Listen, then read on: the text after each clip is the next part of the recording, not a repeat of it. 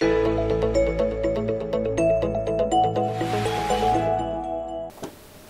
are a few figures in Sefer Bereshis that seem as courageous and principled as Yosef HaTzadik.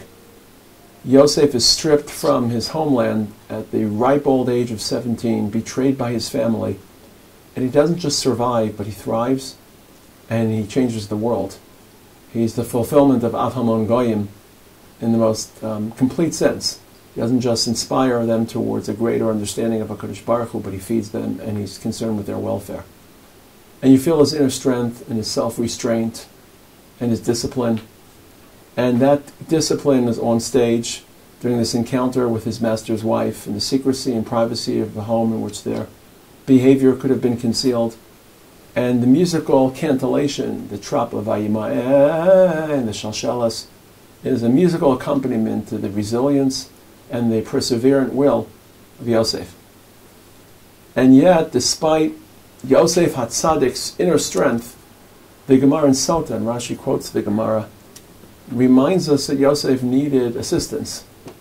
That quiet night in Mitzrayim, far from his family, he is seduced, and he feels his weakness overcoming him.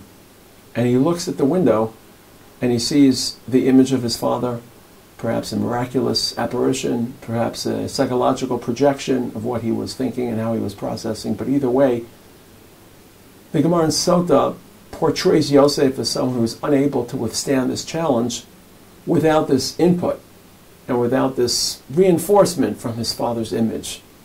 And it's so incongruent with the independent portrait of Yosef as someone that was independently, self-sufficiently moral and resistant to his master's wife's entreaties.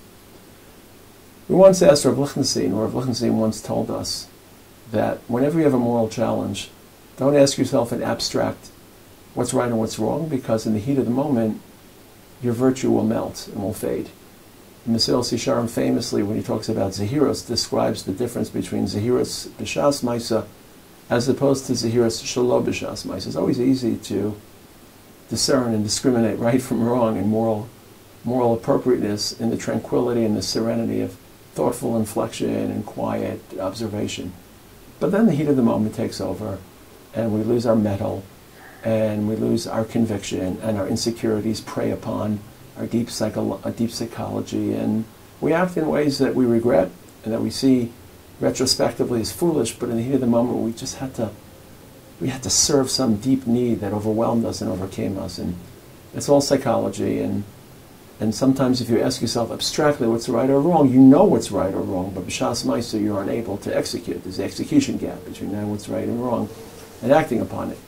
And Rav Lichtenstein encouraged us to choose moral role models so that we could render these questions much more vivid and concrete. How would so-and-so behave in this context? And how would this person, this parent, this guy, this mentor, this Rabbi, this person you've read about in history even, how would that person behave given that challenge? And it can render it much more compelling.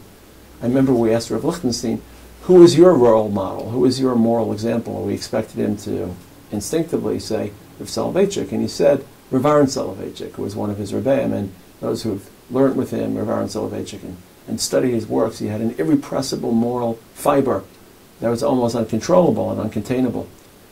And I believe Rav Lichtenstein mentioned this in the context of this Gemara in Sota, that even Yosef, I don't remember if he associated the two, but even Yosef HaTzadik required role model in his father Yaakov. And of course for Yosef this isn't just sexual, this is deeply psychological. He believes he has talent, he's very charismatic, and he's been disdained and contempted at every turn. He's been ignored and disparaged by his family, and finally, after years and years of waiting for someone to get it and get him, someone gets him and gets it, and it's not just a someone, but it's a woman.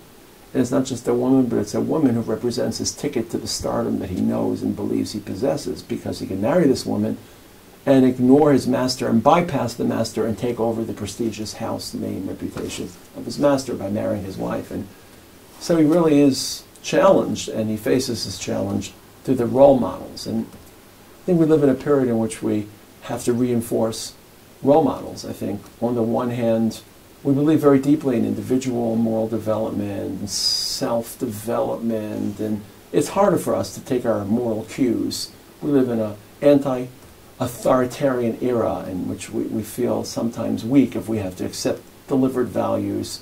It's blind, it's too obedient, it's almost copping out and retreating from real moral challenge. And I think that there's a healthy balance between self-discovery and moral development and the personal voyage, as well as finding people in our lives who represent these stout towers of moral probity from whom we can, not just, of course, HaKadosh Baruch Hu is the ultimate moral template, but from whom we can draw inspiration and direct, not direct conversation, but direct guidance about how to behave. And also, unfortunately, we live in an age of distrust in which we've been convinced that all the role models are all hypocrites, and it's unfortunate. I think social media creates a lopsided view of our world. I think the world really is populated and is inhabited by kind people and morally sensitive people. It's the very small minority of people who act scandalously, who generate attention and headlines and pronounce themselves or project themselves in social media. And it creates a crisis of trust, which I think many people in our world and many people of the younger generation are facing. And the whole notion of a role model seems offensive to them because that office has been betrayed and exploited too often at the expense of other people in a very, very literal sense. But Parshas Vayeshev is a great opportunity to remind ourselves about the value of role models and about the availability. We just have to locate them and identify them.